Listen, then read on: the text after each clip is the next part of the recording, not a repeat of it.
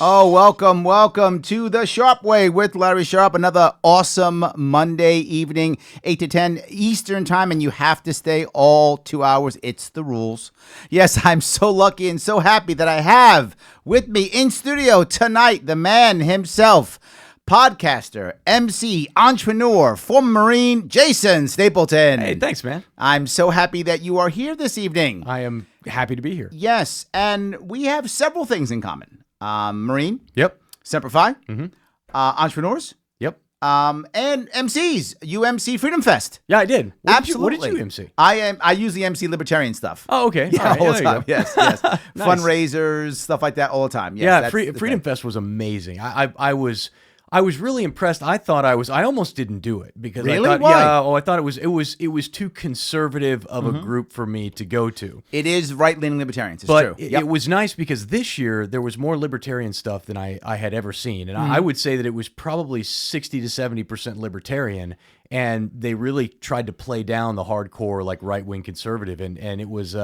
Yeah, it was great. I had a great time. The people who run it are fantastic people. Absolutely, yeah, absolutely yes. fantastic. I try to go all the time. In fact, when I ran for governor, I started my campaign in 2017. My first big event was Freedom Fest. Yeah, my first one. Got a booth there, met a bunch of people there. That was actually my first one. I loved it. But you are into entrepreneurism. I am. Yeah. That is like a big part of who you are and a big thing you talk about now. Yeah. And I've talked about something similar, right? I was talking several weeks ago. Those of you who pay attention to the show know when I talk about things like race and poverty, I will often bring up the idea of an ownership culture, right? Right now, I think there are a lot of people who are kind of in almost like a renter mentality, right? Everything is, I'm not concerned about owning it. I'm just concerned about, can I make the monthly note this month? Right. That type of mindset. We see it with everything we do. We see it with leasing cars. We see it with with Netflix, right? Yep. We see it constantly. Can I make that? And when I sold cars years ago, about 20 years ago, I saw even back then, I would have people come in and just care about what the monthly note was. Right. Not even caring what the interest rate was, not caring how much the car costs. Caring what can I make the monthly note, and that's it. Yeah. I mean, you've got to think differently as an entrepreneur, right? Well, I think it even goes deeper than that. I think that it goes not just do people have a renter's mentality, but they also have a mindset that I don't want to own it. I don't want to have responsibility for it if it fails, but I want the upside if things go well. So you see a lot of people who now are coming in and saying, well, I deserve more. I want more because you make so much more than me. And so therefore I deserve a bigger piece of the pie.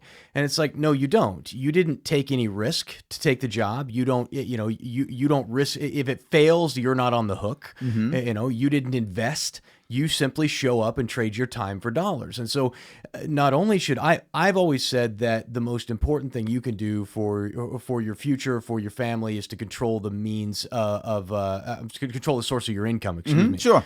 And so that involves some level of entrepreneurship. It involves sometimes it might be a sales rep. So I work for a company, I've learned a skill, and I go out and I'm responsible for eating what I kill. Sure. In a way. And so I break it down into two different groups: intrapreneurship and entrepreneurship. Okay. So entrepreneurs being people who work inside companies, but who are largely self-sufficient. Sure. So they either run divisions where they're responsible for making sure their division is profitable, or they work in sales where they're responsible for making their nut and actually accomplishing their monthly goals, or entrepreneurship where they own it all.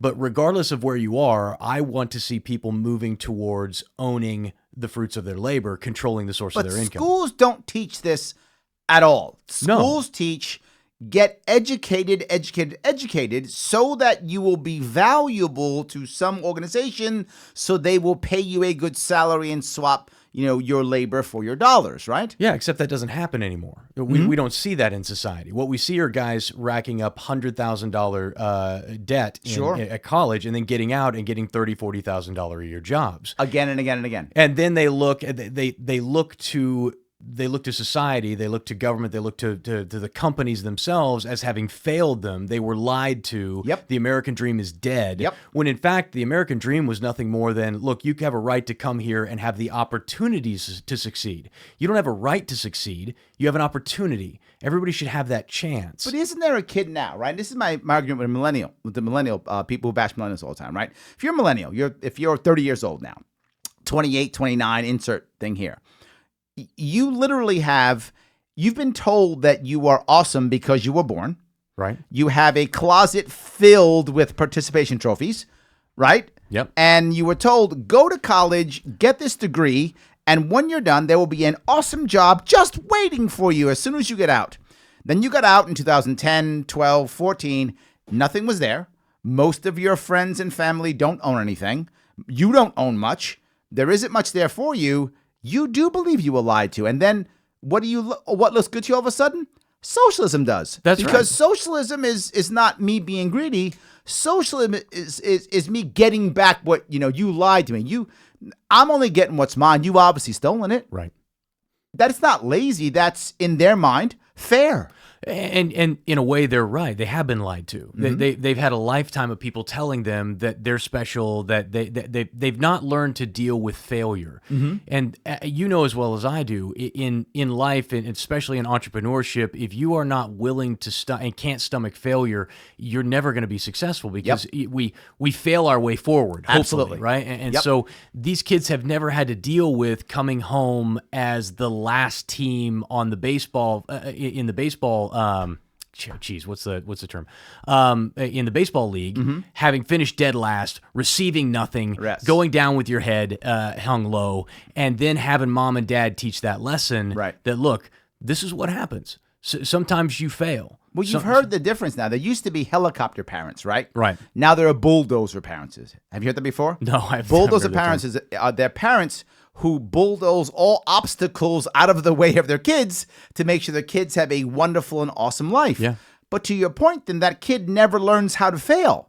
So then all of a sudden, now that kid's 18, 19, 20, 25, whatever, fails, they're devastated. Yep. I mean, it's got to be someone else's fault. They've never failed before. Well, they don't have the emotional maturity, and they don't have the resource. You haven't given them the tools to deal with that, right? And that's the biggest problem, is that if you don't give a kid the tools to deal with the emotion that they're feeling, then you get all kinds of the problems we have today, which is where, people decide that they're going to go shoot up a school, or you decide that that they're going to go and become a gigantic a-hole online, and they're just going to bash other people. They don't know how to deal with regular, normal, emotional stuff. I was talking with a friend of mine the other day. I just got Disney Plus, and we're watching some of the shows, and some of them, if you go and watch Pinocchio, for example, I mean, it's hardcore. Some of the stuff you're like, man, kids used to watch this. This is this is intense. There was a different mentality than there is today. We are a much softer culture than we once were. We don't have to deal with a lot of the pain and a lot of the struggle. I remember reading Andrew Carnegie's biography years ago.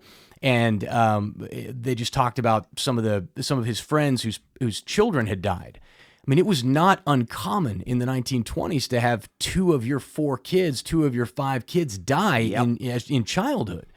Your wife or mother. Yeah, absolutely, or a wife, and we don't even deal with that anymore. That's such a rare thing for us to deal with that it's not even something we really think about. It was an everyday occurrence back then, and mentally, emotionally, I don't think we're as strong as we used to be as a people, and we exacerbate that by then coddling our children and not forcing them to deal with some of the basic emotional things that every kid should have to learn to deal with. But if this is how our culture is moving now, right? Assuming this is true, right? You just said earlier that we need to worry about entrepreneurship and intrapreneurship. I agree. How do we get the youth now that is not prepared for this to all of a sudden say, yeah, when in their head they're going, no, that's for guys like you, Jason. That's not for us. Yeah. Right? What you're asking me to do is something I'm unprepared to do. And you know what? It's not fair that I should have to. I should be able to just get myself my job. Yeah. How do we turn that around? I work on I work on parents. I work on adults who are in a frame of mind that they want to be somewhere other than where they are. I have a general belief that everybody in their life is seeking increase in some capacity, whether it be their wealth, their health, their friendships. It doesn't matter. They want an increase, a change in something. Now that means wherever they are today, they're unhappy. And they want to move to a place where they are happy.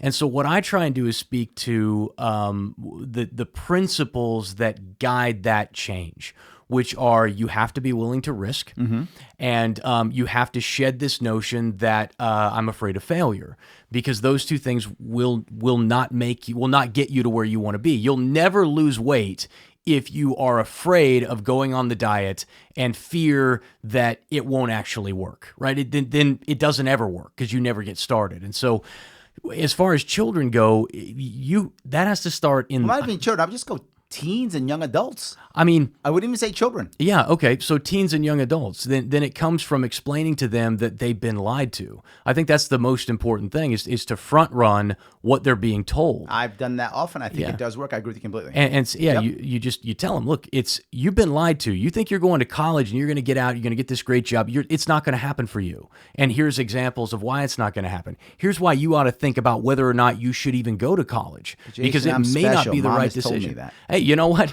You're not special. I am so special. My You're mom no has told me different than that. every other human being on this planet. And sometimes that's what it takes. I know the greatest mentors in my life were willing to say to me, were willing to tell me the hard truths. Sure. And were willing to be honest with me. And I think if you bring that to them with love, and you say it in a loving way, that you can say to somebody, listen, man, I love you. I care about you enough. This is what I tell my kids. I love you too much to let you act like this. I loved you too much to let you do these things. And that's what I think we have to tell our kids and the young adults is like, listen, I care about you. That's why I'm telling you this. You're not special. You deserve to fail. You need to learn how to deal with that, because this is going to be a reoccurring theme in your life. And if you ever want to get to a point of excellence, you've got to be willing to take that on, because the difference between a winner and a loser is a guy who's willing to take on those slings and arrows and keep going. So do you want Jason to call you a bad guy and say how you can fail? Call. No worries. He's more than happy to give you the tough love that you need, because he loves you too much. 573-427-5463. Call, talk to us. I'm teasing, obviously. Tough love is important, and we do love you here. Obviously, we do. I'm going to grab a call now if I could. We're in New York again, which is funny. I tend to stay in New York, but that's okay. I'm taking Michael. Michael, how are you? Hey, good. What's going on? I want to talk about hemp in New York State. Talk to me, brother. First of all, New York State has, and specifically the governor, has never wanted hemp or medical marijuana. I would agree. That's proof, because and everyone that supposedly grew hemp this year, which nobody did, grew a form of marijuana, not hemp, cannabis sativa. Yeah. And that has CBDs in it. And I wanted to find someplace that grew actual hemp like it was grown 80 years ago. Sure. Where it was like 15 foot tall. Mm-hmm. And I wanted that because I know of the longer the cellulose fiber, the stronger the material can be made from it. No, look, you bring up a very important point here that I want to bring up, Michael. And during my campaign, I talked about this. I wanted to regulate hemp and cannabis just like onions. That was it. If you remember my entire campaign, I didn't say let's tax the hell out of it so we can build roads and do any of that stuff. I said tax it like onions, except one exception. You need to be 18 years or older to purchase it at retail. That's it. Otherwise, it's like onions. And the reason why is for what you just said. I wanted to give farmers the opportunity to create a cash crop that could be hemp or cannabis, whatever they feel appropriate. They can create special craft grows, whether that's hemp rope or hempcrete, or whether that's hemp for plastics, whatever, or cannabis products if they want to make it for, for sleep or for recreation or for medicine. And if you're poor and you have pain, grow your medicine in your backyard. Is it completely illegal to grow it here? That's the last. I wanted to say one more thing. Go ahead. There is no fee. There is no fee. There's no plot location fee. There's no license for processing from the federal government, which is why we can grow hemp in New York State this year. Well, hang on. What's your name, man? Hang on. What's your name? Right to farm state. Hold on 1 second. Pardon me? He's Michael. Michael. Michael, it's illegal to grow in the state right now, right? The issue you have with cannabis and hemp right now in New York State is you can't do it obviously federally. Yeah. But in New York State, the way it's regulated, you have to get a license to be able to distribute. Okay. And it's very hard to get. And federally, hemp is legal. No, in New York State, you have to get. it. You actually can grow hemp in New York State. You can. But you have to have, I forgot how it works, but there's some type of license or regulation you have to get to actually be able to distribute it and to grow it. So, yes, but that is just pocket grease for politicians. 100%, yes. Politicians. It's free to do in the United States of America. And that was done last year's Farm Bill. And any fees or anything in a right to farm state is tantamount to pocket grease and corruption by our politicians. So what are you growing right now, Michael? He doesn't want to answer that question right now. It's a little bit too cold. A little bit too cold for that right now. All right. Well, here's my question for you is that if it's what steps are you taking right now to help move that mission forward? Well, at the beginning of this year, I offered to use my 1-ton vehicle to go up to Canada, right near a cottage I go to up there, and bring some hemp seed down here.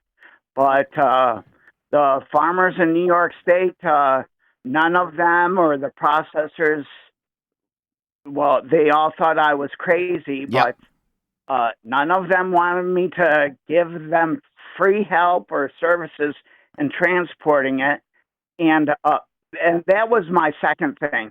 No matter what type of cannabis you're growing, hemp or marijuana or anything, it's beneficial to whoever's growing it to grow it like it was done 80 years ago, with 1-inch spacing instead of 3-foot spacing as they did this year. I thought that was just common sense. I mean, if it's been done for hundreds Michael, of years, you are talking about 1 inch versus 3 feet to people who aren't farmers. So clearly that is not common sense. Perhaps for someone who farms hemp or cannabis it is, but the vast majority of humanity does not farm hemp or cannabis. So it really isn't common sense for us. I appreciate what you're actually what you're saying. Look at the history.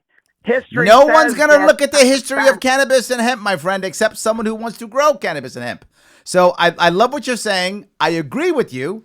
All I'm saying is you're talking as if we're all hemp and cannabis farmers here. We're not. But my point, what I was saying is I wanted farmers to choose. I'm not a farmer. I'm a Bronx kid. I don't know anything about farming, but I'm not supposed to. You are supposed to. The farmers are supposed to. You would actually pick and choose and grow the hemp the way you want to grow it. And if that's 1 inch, Michael, then damn it, you should grow it 1 inch. I'm with you, brother. It's just much more effective. I believe you. No matter what you're growing it for, that way 10 to 15 foot fibers can be used. Even if everybody who's a farmer ruined, has been educated. I appreciate it. My friend Michael, thank you so much for the call. I appreciate it. All right. Have a good night. Bye. Yes. I think Michael was just standing by, wanted to educate people on how to grow hemp. I think that's amazing. I think that's what it was. I love it. I'm glad Michael said that. These are important issues, right? This is the thing about entrepreneurship, right? What entrepreneurs are good at is exactly what Michael's talking about. You love your industry. You love your craft, right? And if you're a hemp grower or a cannabis grower, you're probably right now at home listening to this going, Michael's right or Michael's wrong. This matters to you, right? You're probably happy about what he said. Every entrepreneur, and this is the thing I was about when I talk about entrepreneurs, I ask someone, they say, Larry, I want to start a business. I say, great. Are you passionate about the business? And if they go, no, not really, it's just a good market, I say, don't do it. Do it if you're passionate, because to your point, you're going to have failure. You're going to have obstacles put in front of your way. And if you don't have a passion like Michael has, you're going to surrender. When those big things hit, you're going to quit. But if you've got that passion, you push through it, right? Oh, without a doubt. There's some people, there's two different schools of thought on this, is that you shouldn't, screw what you love doing, just do what is going to make you money, which basically means pick an industry that has an entrepreneurial field that stands a reasonable chance of success, right? Which makes total sense to me. And then the other side is follow your passion. You'll never work a day in your life. I don't know why you have to choose between the two. I agree completely. And so I've always, for me personally, I can't imagine doing work that I wasn't inspired by, because it's too hard. Like, people don't realize just how stressful it is, how many sleepless nights you're going to have, how many times you're going to be like, dude, I want to hang it up. I want to go back to the safe life where somebody gives me a paycheck and I can just show up and punch that clock. Wouldn't life be easier? And what I always tell people is as libertarians, we're always preaching self-sufficiency. If you don't own and control the source of your income, you are not free. Right. You are beholden to someone. And I think that the two go hand in hand. I think if you truly want to be free and you want to own your life and every aspect of it, you have to own where your revenue comes from. And so I preach that. I advocate for it. And shockingly, there are lots of libertarians who don't agree with that. I think largely because they don't want to be put on the spot and be forced to say, you know what, I don't want to work that hard, or I don't want to take that kind of risk. But the reality is, the risks are far greater for you not doing that, because now your livelihood is tied up in somebody else's decisions. Yes. And I don't want my life tied up by somebody else's decisions. Well, it's a valid point. I haven't been an employee in probably 15 years or more, and I'm happy about that. But it isn't always the best life for me, right? I mean, there are times when I have a month goes by and I make almost no money, and a time where a month goes by and I think, my God, I'm a bazillionaire, right? Yeah. And back and forth and up and down, and it's a very tough time. I pay for all my own insurance. I pay for all my own everything, right? I've been doing that for many years. I do different gigs here or there. I've joined companies as consultants and leave and go back and forth. Been doing it for about 15 years now. People think, well, Larry, that must be a great life. I go, no, it's just a different life. Well, right? It's risky in certain ways, but not risky in others. And if I just had a job, what if I get fired? Right. Then I'm still screwed either way. Exactly. I could still get screwed either way. It's not necessarily safer or not safer. It's just a different type of lifestyle. Yeah, and I look at folks who are like that. One of the biggest objections I get is, oh, well, if I started my own business, I'd have to pay for my own insurance and my family's insurance. I'm like, well, what does that cost you? Was it $10,000 a year? What are you making? Well, I'm making about 60 grand a year. You're making $60,000 a year. So you're telling me that you can't find another $10,000 in the private sector to cover that, and then you own all of it yourself, and you get to control all of it, and you get to be in charge of all of it. And when you frame it up that way, like, well, I see your point, but the reality is, and this is the real rub, and what nobody wants to hear, is that guy doesn't want the responsibility of controlling it all. Yes. He doesn't want the responsibility of when it fails, I've got no one to blame but me. And everybody's going to know it. See that type of risk, that person is reserved to the very few. He's one of the exceptions to the rule. And he's the reason that he makes 300 times what the average employee makes. That's why that exists. It has absolutely nothing to do with the fact that they're greedy. They might be, but they own it. It's theirs. They took on the risk. They reap the reward from it. And it frustrates me when a guy who's not willing to take those risks and isn't willing to accept the responsibility then comes back and says, well, I feel like I deserve a bigger piece of the pie because there's so much. But what about the idea, and this is the argument you hear, right? Look, I get Mr. Entrepreneur makes a lot of money. I get that. He took the risk. But he couldn't have made the money without us here working, right? Sure. Our labor is what gave this guy the cash, right? So then how in the world since he needs us, why don't I get a bigger cut? Right? Yeah, why don't I get a bigger cut? Because without me, he can't make that money. And that's true. And one of the things I talk about when I talk about the relationship between employers and employees is I say there's a symbiotic relationship between the two. The employer needs the employees to scale, and the employees need the employer to take the risk. Now, the difference between the employer and the employee is that when the employee comes in, they negotiate for what they're worth. And they both settle on a price. So when you come to me, for example, and somebody says, hey, I want to come work for you, and we settle on, okay, you're going to get paid $80,000 a year, and here's what your benefit package is going to look like. You're going to get a lot of phone calls now. Yeah, what's that? You're going to get a lot of phone calls here's what you're going to get paid, and here's your benefit package and all of that. And you say, okay, I'm good with that, then you're good with that's what you're worth. If you're worth more than that, then go get it. Then if there's another shop out there that will take your skills and pay you 100 rather than the 80 that I'm willing to pay you, then go get it. Yeah, but I get your point, and I get it logically. The problem is for most people take whatever's in front of them. Yeah. They let their life be run by inertia, right? So this job's in front of me, so I get it. Ask people why they don't get a job. They'll go, because no one's hiring. Yeah, that will be their excuse. Look, no one's hiring. Most people react to life. Yes, absolutely. Right, and that's one of the other things. If you choose to react to life, if you choose not to be deliberate about the decisions that you make and the choices, then get what you deserve. Then you're going to be stuck with the $80,000 a year, and you shouldn't complain about it. You should be grateful that somebody was willing to give it to you. From California, yeah, and you need to move on. He's stuck with $80,000. There's a lot of people who are not stuck with $80,000. Oh, shut up! You live in New York. Yes, I know. You live in New York. But this show is not just New York City and California. My gosh. Come on now. Look, okay. The truth is, I say $80,000 a year because that's a pretty. If you're running a family of 5, you got 4 kids or 3 kids and wife and husband, you're making $80,000 a year.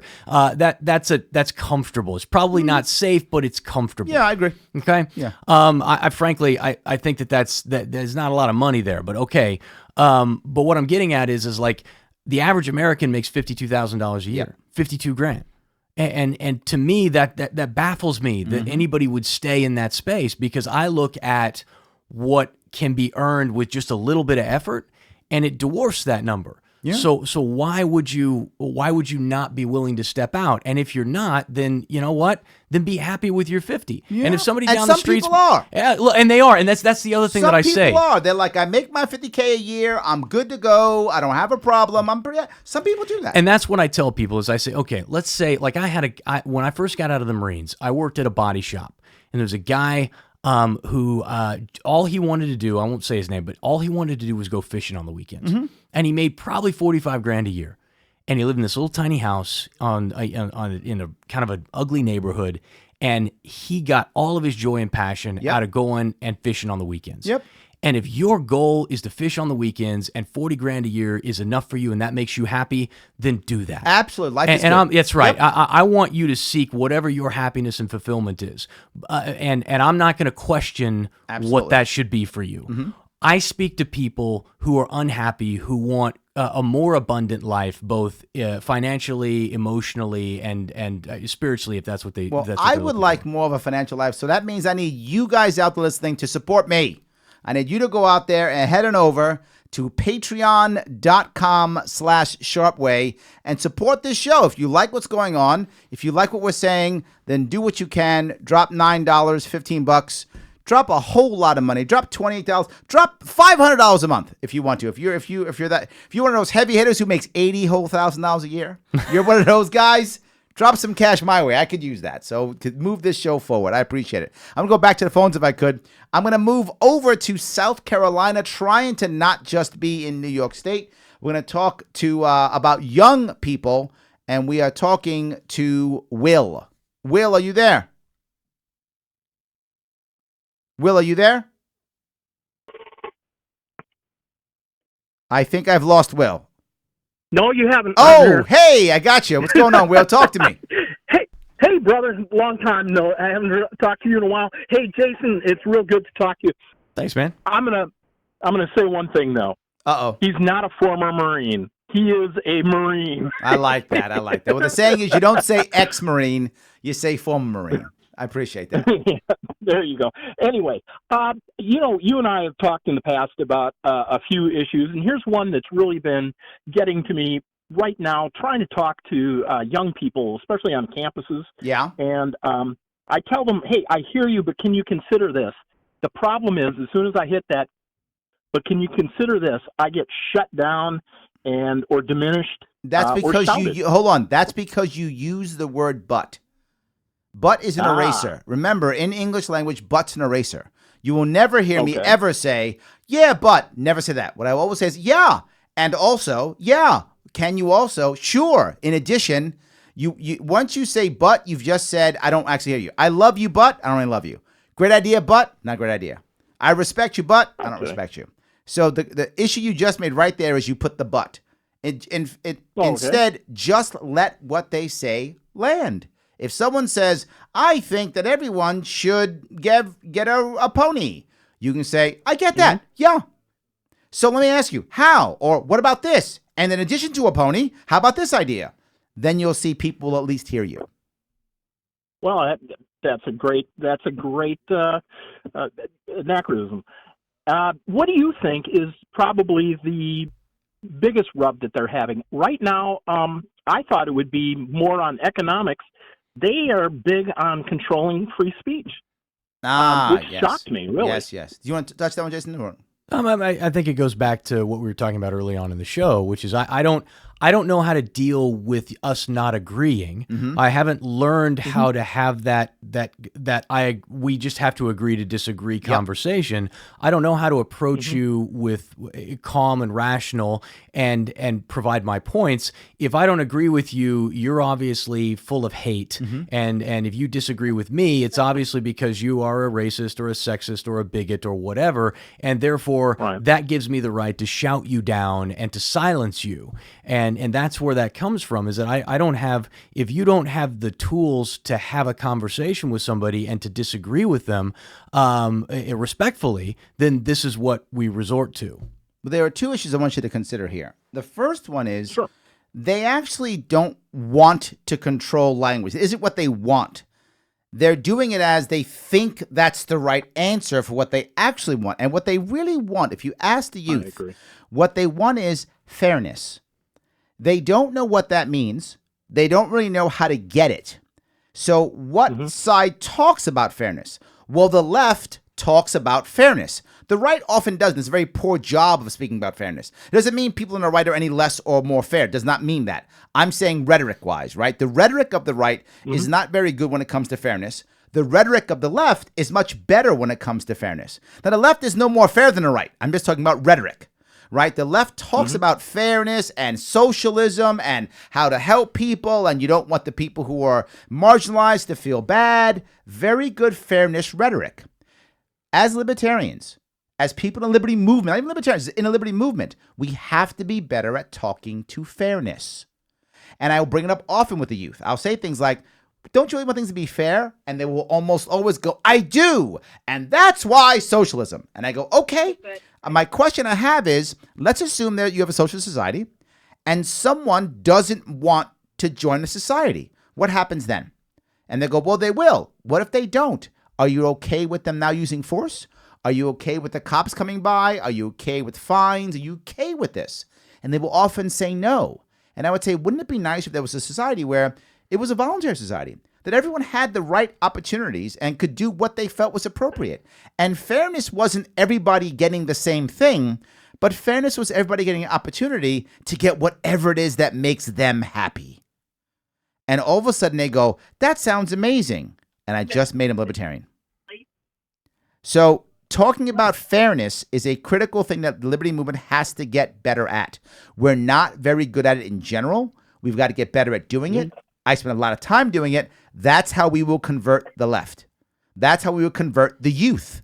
That's how we'll get them to come out to our side. Will, was that helpful? Very helpful. Very helpful. Awesome. So keep that piece in mind. I think you'll see that fairness is the key. And I think you'll find that if you stop using the word but, people will hear you more. Great strategies.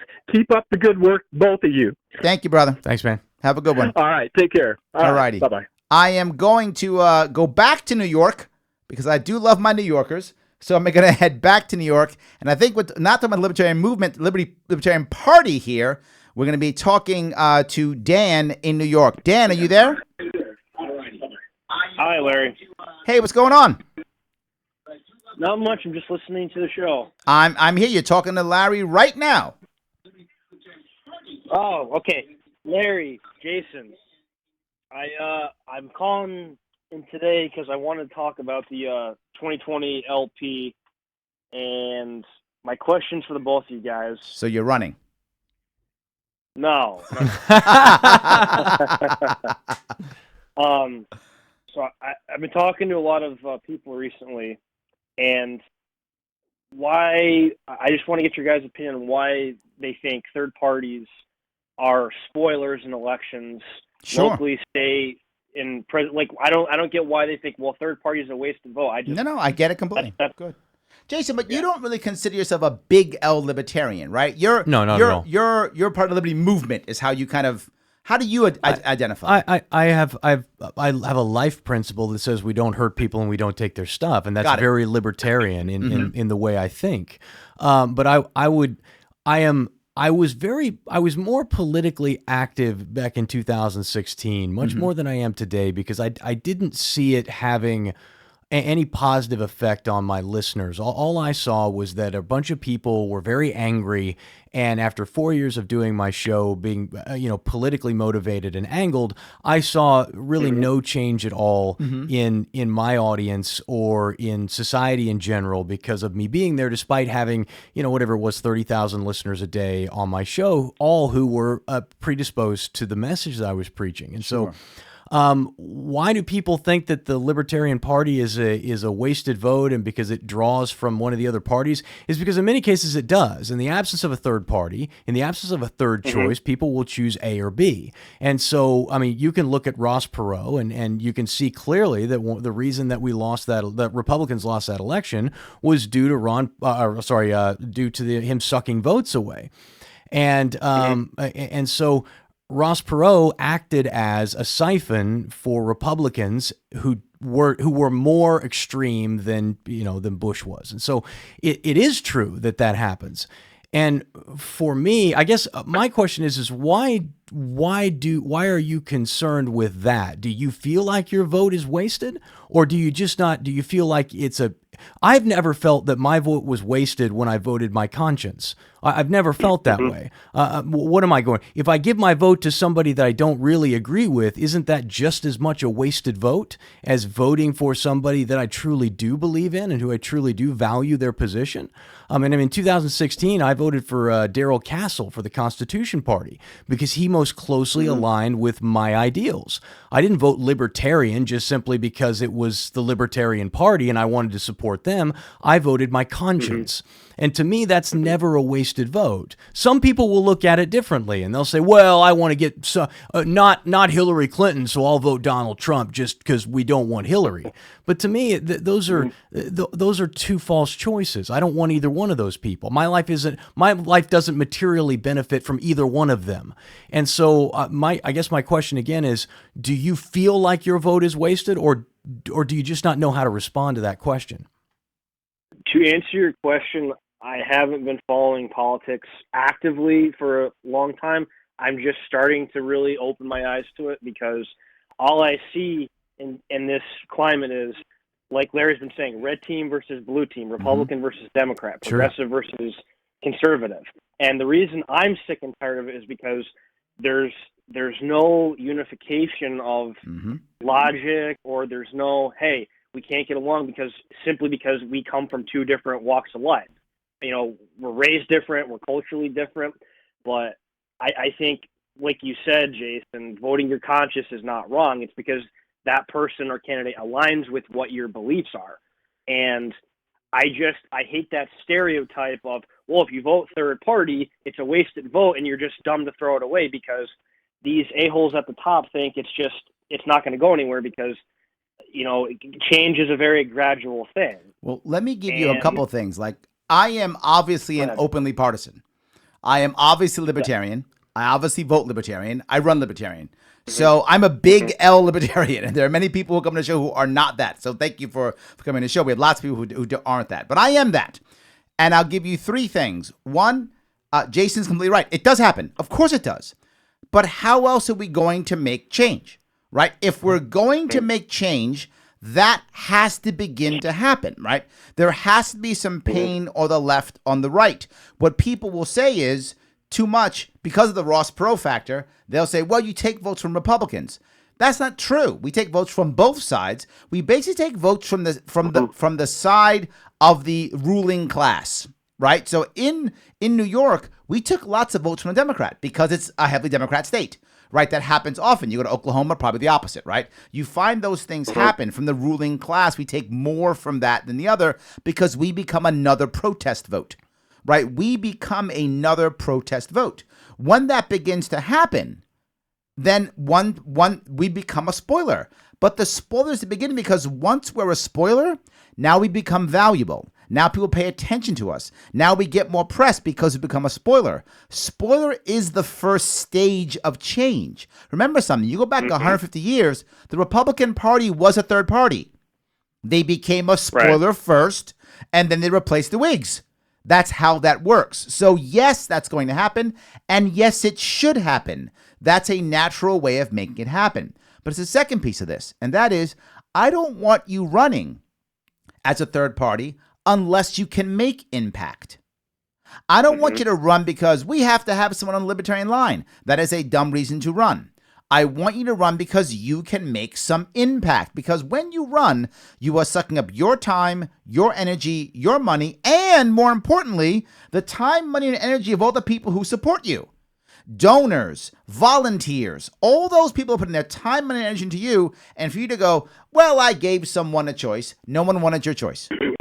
But if you're going to say, I made some impact, I changed something, I made something, I say for my campaign, I got ballot access for New York State, right? There are now about 100 libertarians in New York State elected. Six are straight libertarian line. 96 of them are fusion candidates.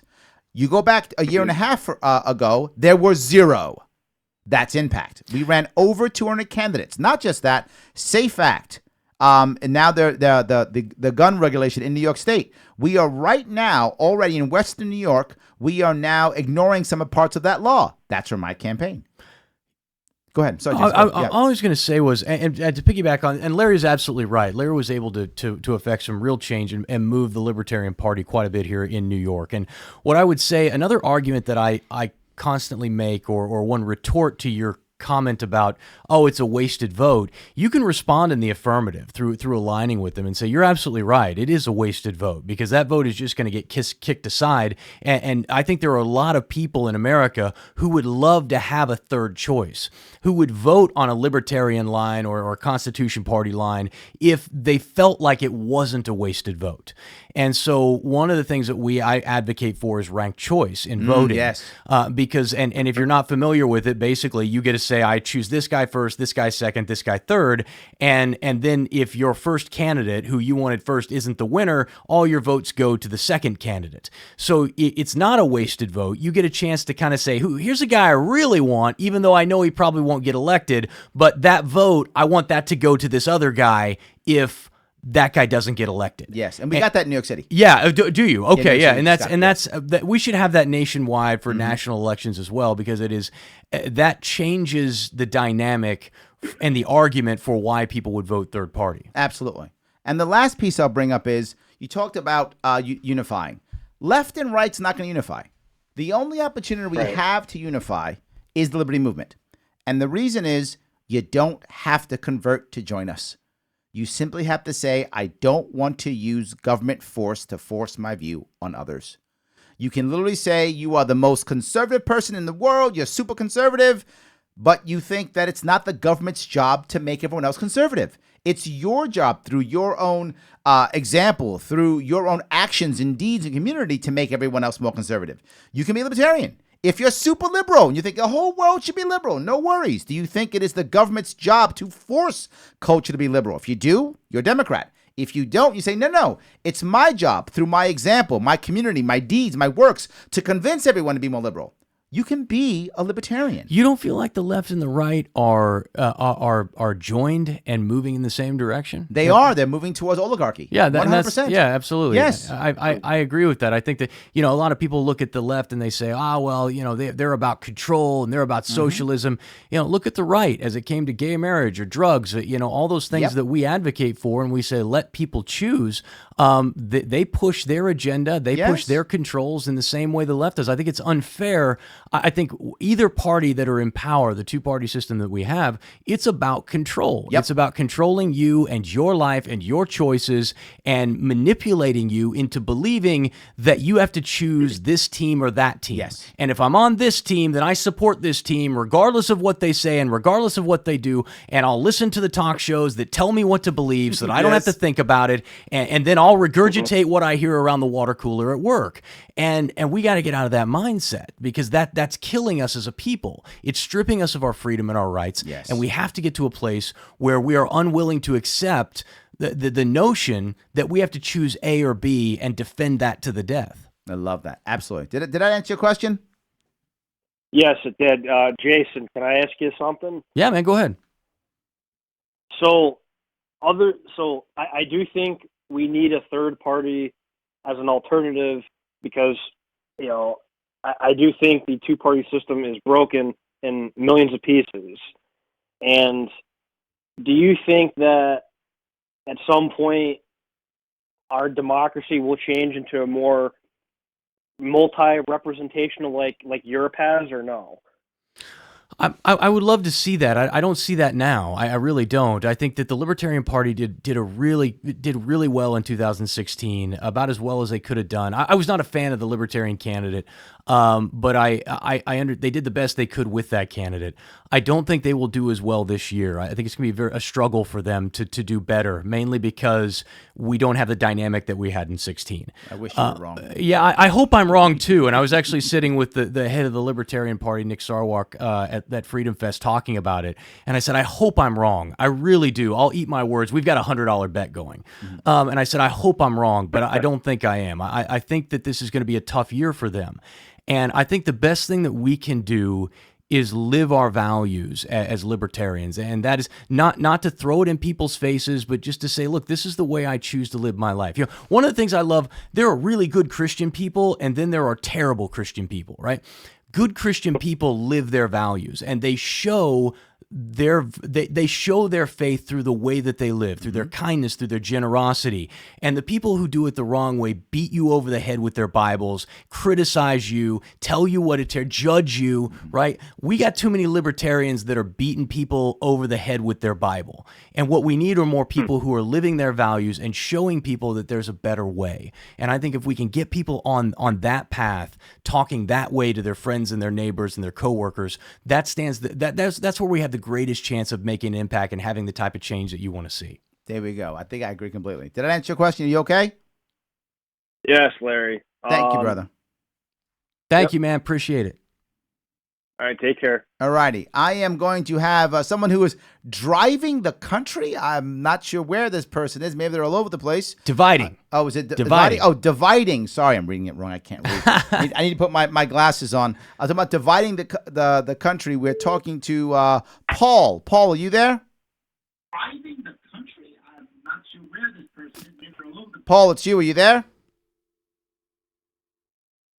I heard him listening. And I think I may have lost Paul. Paul, one more shot. You there? He was listening. Yep.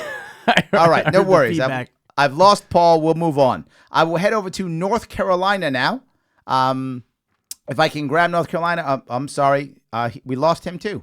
Okay. Let's move over to one more. You guys, I'm sorry. Am I talking too much? So let me grab one more. I will grab John. That's who I'll grab. I'll see John. If John wants to talk about the One Bill Party, I'm not sure what that is, but I'm sure he will tell me what that is.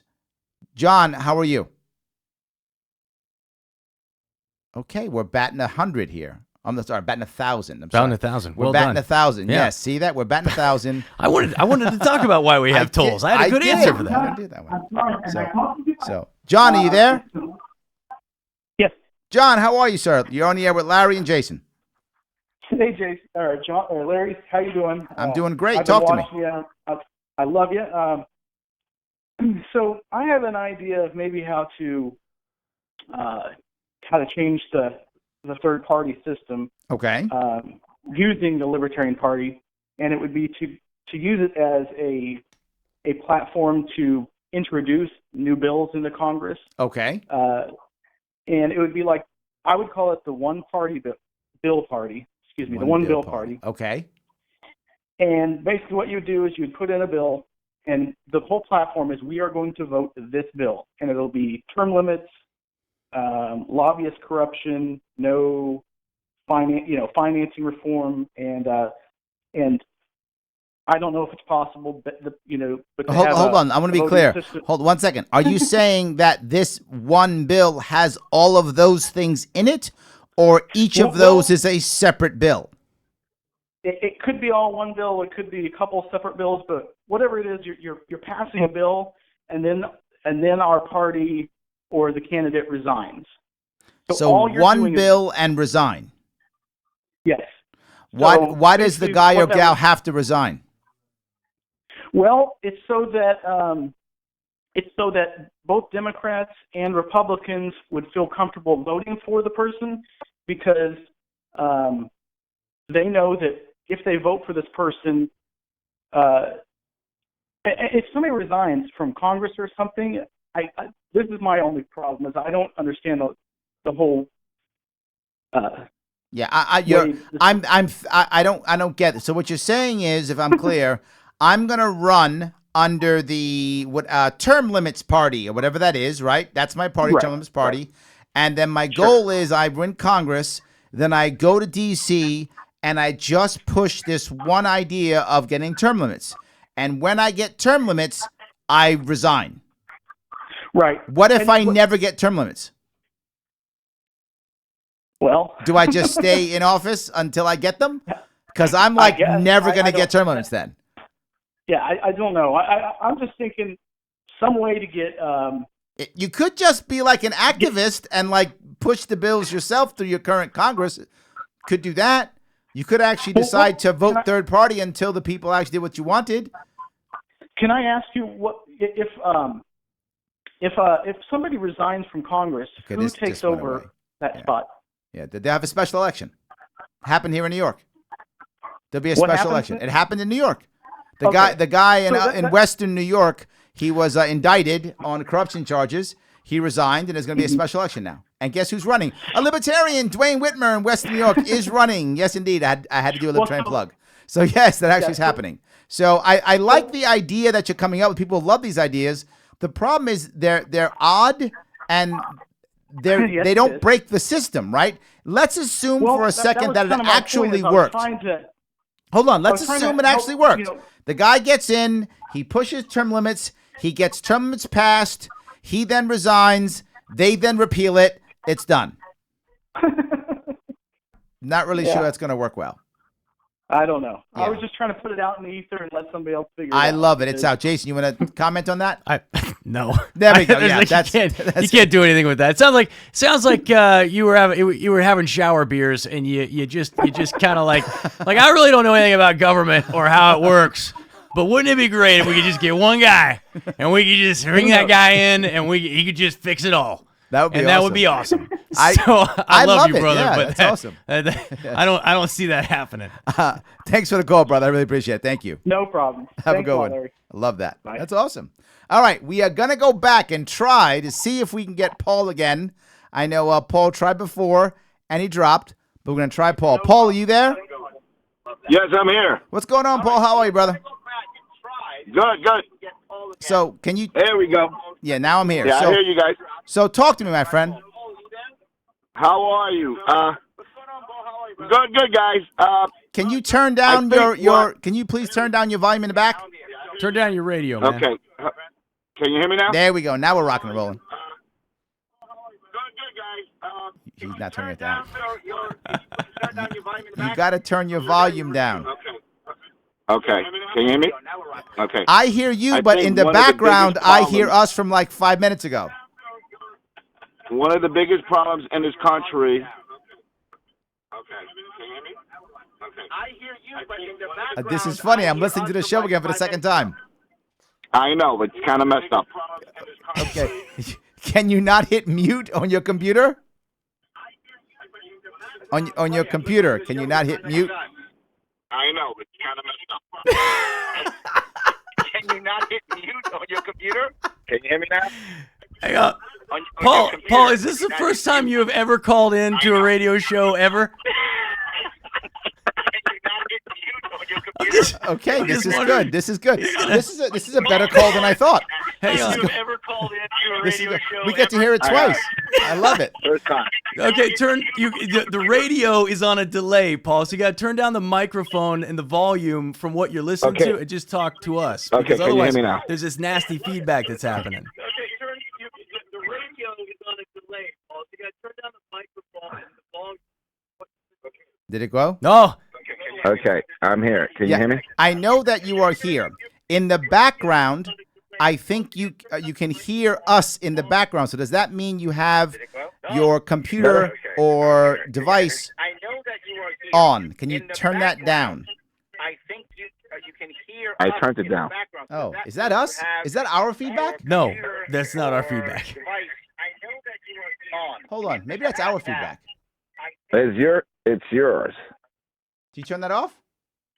Yes, it was our feedback. No. Paul, Paul, are you still there? Paul, I am It sorry. wasn't me by our That was our engineers. Paul, I apologize that to was you, our man. engineers. We were giving you hell. I'm giving you all kinds of And hell it for was that. totally That wasn't our even on Don't worry you. about it. Oh my gosh! All right, man. I am embarrassed. You get to call us names if you want. Go ahead. No, don't worry about it. Go ahead. I just want to say that I think one of the biggest problems in our country now is that the media is dividing the country. I think that's true. Yes. I think that's the biggest downfall for this country going down with CNN, MSNBC, CBS. I don't even see Fox as bad because Fox sometimes a little bit more balanced. They're all bad. How can you don't do that? Did you just say If Fox you're News is on- not bad? If you're on the right, you're gonna Can say I- Fox News is not bad. No, if you're on no, the no, left, no, you're gonna listen, I'm a say Democrat. MSNBC is not bad. Listen, Come I'm a on. Democrat. Come on. But when you see something wrong, you're like, there's so much hate on these other news media, it just blows your mind away. Look, It's depressing. there's two things to think about here. I think you're totally right. I want to be clear. You are right. Since about the 90s, give or take, the Gulf War was really when the fractured media began to become obvious, right? That's when CNN became powerful from the Gulf War. That's when people started seeing different view sets. That's when the opinion shows started coming out. That was the rise of Rush Limbaugh on talk radio. You started to begin in the 90s watching the fractured media pop up all over the place. And you still have it. But you don't only have fractured media in political views, you also have it on what you watch, right? My daughters now don't even watch TV anymore, right? My daughters are 15 and 9. They don't even watch TV anymore. So they're picking their media how they want. We're picking Hulu or Netflix or whatever, Disney Plus, as Jason mentioned. We're picking the things we want. The media is absolutely fractured. And the thing is, they're all screaming for eyeballs. And does boring news grab eyeballs? Not so much. Does yelling about the left or the right grab eyeballs? Yeah, it does. Does calling Donald Trump the God King or the devil, either one, does that get eyeballs? Yeah, it does. You either worship him or you hate him like he's the worst thing in the world. Both of those get eyeballs. So I think you're totally right. It's a fractured media, but not only in news, in many things. Right, but I think they should be accountable. They should be charged if they're making up stories. And I noticed that they've gotten caught in many lies. And I think like even what happened with Saddam Hussein, how they found these missiles. They never found these missiles, right? And we went into war. I mean, the media has such a big role in kind of molding people and making people kind of like zombies. But the media right now, I don't know if you know this, most people don't get their news directly from the media. Most people get their news from some kind of aggregator, right? Whether that aggregator is Facebook or Twitter or Yahoo News or Google News or whatever, most don't watch directly. Some do, but most don't. Most get it from But there's a some lot of people who aggregator. do. Like, I've spoken to this lady today. She said, I watch CNN. Uh-huh. And one of the things that, like, okay, I voted for Obama twice. Okay. And then I decided I didn't like how the country was going. Uh-huh. I said, you know what? I decided to run for Trump because he's an outsider. Mm-hmm. I felt like he had to shake what was going on. I really wasn't paying too much to politics.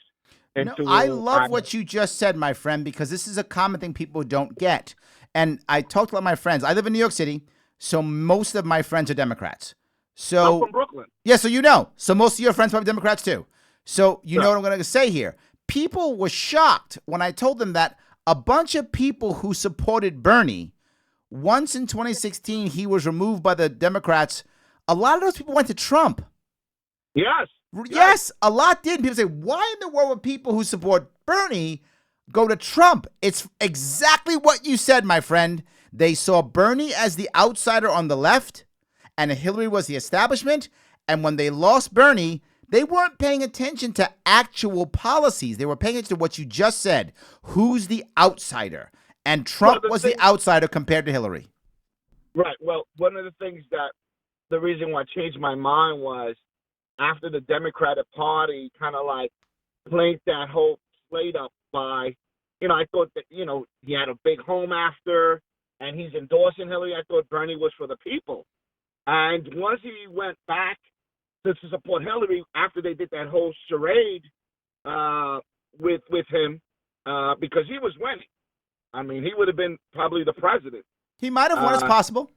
He was also an outsider. He might have been Trump as possible. Who knows? Right.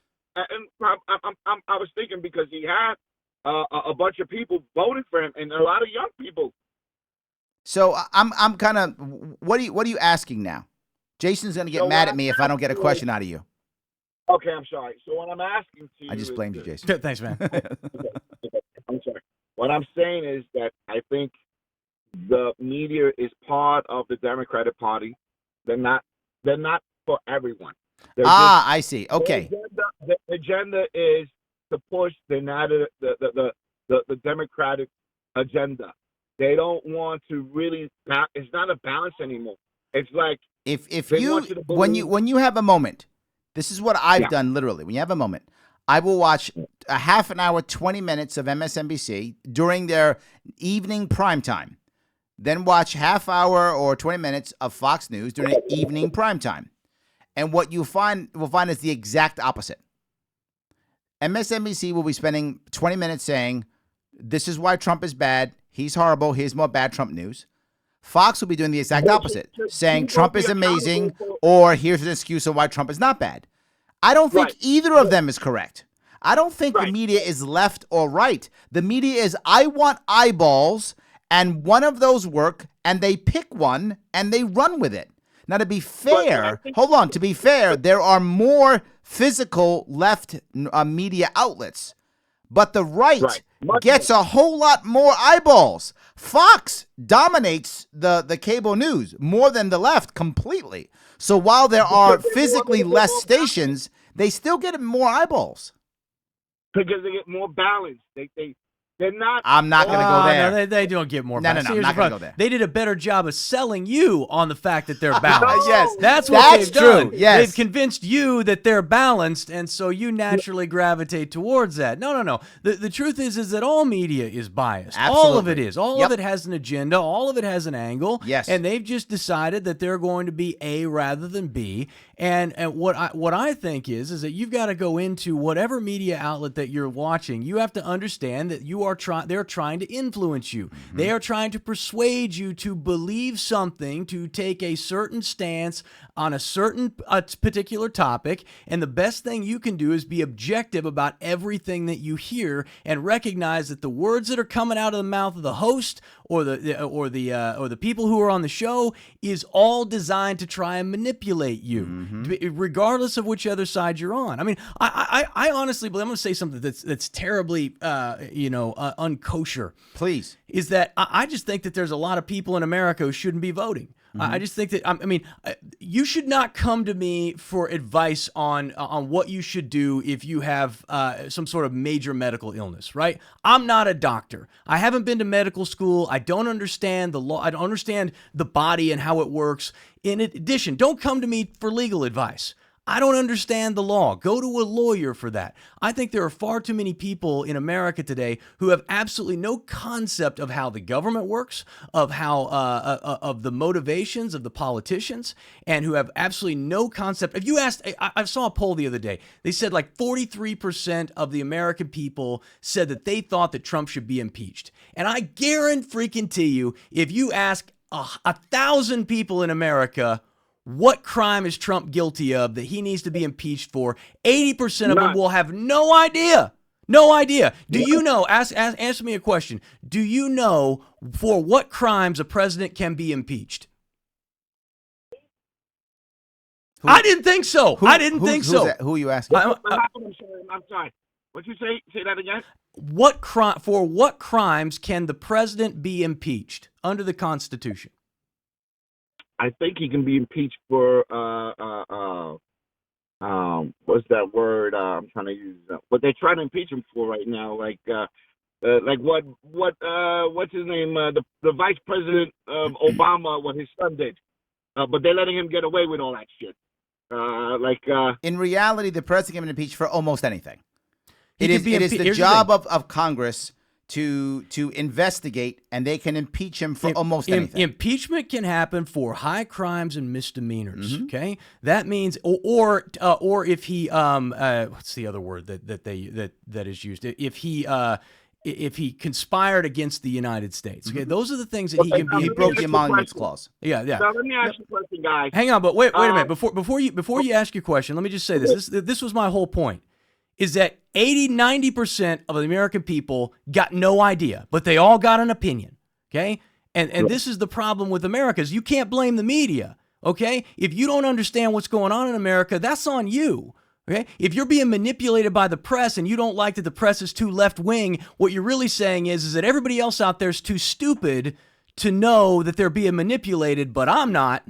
And the fact is that in most cases, all of us are being manipulated. All of us are being lied to. And we all think that we're smarter than the other guy in the room. And so I ask you that question just to point out that, hey, although you probably got an opinion on it, there's very, very few people in America today who can actually tell you what crime the president is actually guilty of if he did, in fact, work with the Ukrainians to try and get Joe Biden out of office. Okay, well, but I don't think it was he was trying to get Joe Biden out of office. You know what I'm saying? What I just think is that there's so much corruption going on in those countries. We all know that in those countries there's a lot of corruption going on. Now, how do you have a vice president? Son doesn't even speak the language, and he's getting all this money. You watch Fox News. Yes, you do. You are literally giving Fox News talking points right now. Oh, my God, yes, you are. You are literally giving Fox News. You could right now be an anchor on Fox News right now. You could be that. I'm listening to you guys. Listen, Giuliani was one of the guys that brought the mafia down in New York. Okay? There's no mafia in New York anymore? That's gone? No. Listen. What Giuliani did back in the days, he brought all the families down. I thought that was a smart move, what Trump did. The mafia is not as strong as they used to be, okay?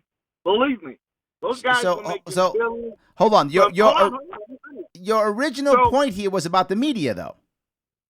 No, right. But I'm going to get back to it. Okay. See, so I'm going to get back to it. I'm thinking he sent Giuliani, okay, over there to find out what was going on. Okay. Because there's so much corruption going on in those countries. I know because I have a lot of friends. And we don't have a State Department that can do that stuff and does that like every day for a living. Is your argument that themselves? Is your argument that Giuliani is somehow a moral, upstanding person? Well, no, but he had to have some people close to him for him to be down there to find out what really was happening, what's going on with this money coming, billions of dollars from China, millions, 50,000. You know, $50,000 a month. Dude, I don't. I get what you're saying, but I mean, I know that might seem like a lot of money. I It's just think that the Democrats, the only thing they want is power. Not Republicans, though. Not media, Republicans. Hollywood. Listen, I was a Democrat. I changed my ways. I can't even talk to Democrats. They I lose their hear you mind. completely, and this is something that is very common, by the way. This is very common. When someone And goes believe me, from a lot of Republican, blacks and Latinos are voting for Trump. hold on, I know, a but lot of blacks and Latinos are voting for Trump. no, I agree with you. No, I agree. Look, I ran across this state for 2 years. I met many Trump supporters, and not all of them were white. That's for sure. You are totally correct. No. I completely agree with you. All I'm saying to you now is when someone changes, right? When someone was a Democrat for a long time and becomes Republican, or was Republican and becomes a Democrat, remember something. The most zealous are the converted. So Right, when once someone moves over, they become hardcore. And I think, my friend, you've made the move, which is good for you. I'm happy that you made a move. I hope you found a party that works well for you. I'm glad for that. I wish you were libertarian, but hey, whatever makes you happy is all good. I think you have become a zealot because you are all about it, and that's awesome. Good for you. The reality of it is, though, the average American is not a zealot. The average American doesn't look the same way you look. They're not going to see it the same way. They're going to see it as, whatever, Trump is this guy I like or don't like. They're not going to look at the details. It's very funny. You're talking very similar to one of our first callers. Mike was talking about hemp, and he was giving us details about hemp and critical pieces about hemp. And what you want to make it 3 feet or 1 inch apart when you're growing it. Details that the average American, I'm not saying is wrong, but doesn't get. They don't look at hemp and cannabis that way. I think you're in that same boat, my friend. You're hitting a lot of details that matter tremendously to you. But to the average American, they're just looking at it and they're going, I like Trump or I don't like Trump. That's what the average American's doing. They're not looking at the details that you're looking at. I'm not saying you're right or wrong. I honestly don't know. What I'm saying is the average American simply says, I like Trump, or I hate Democrats, or I don't like Trump, or I love Democrats. That's kind of what the average American's looking for. I don't like both. I don't like any of the parties. I think both parties are intertwined with each other. Mm-hmm. I think that what Trump is doing, he's taking the shit out of Washington, D.C., and we needed that because, but like I said, I really wasn't paying too much to politics until this man ran into office.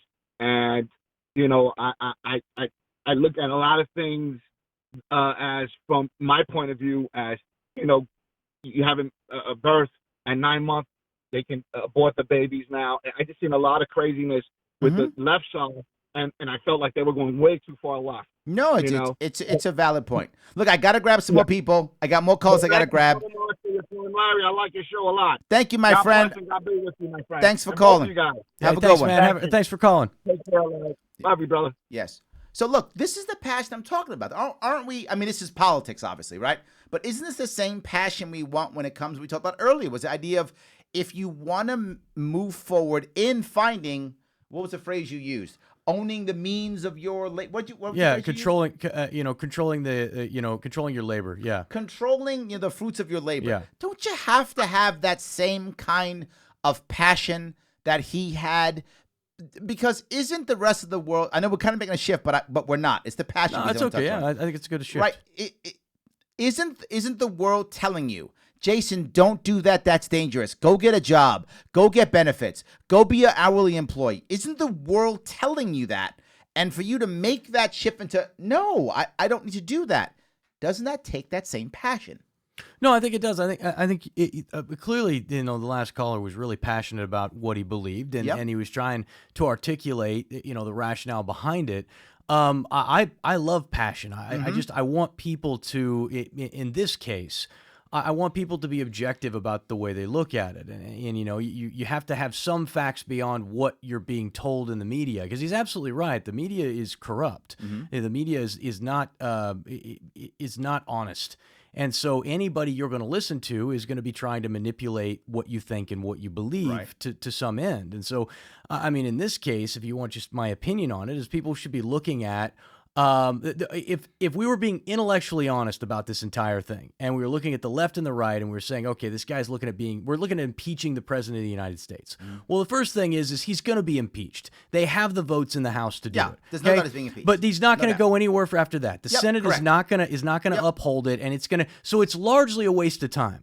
So the Democrats are going through this process simply for the politics of it, because there's nothing else that's going to happen. Okay? If they really wanted to get to the bottom of it, there's nothing wrong with investigating as to whether or not the president violated the law and is guilty of a crime.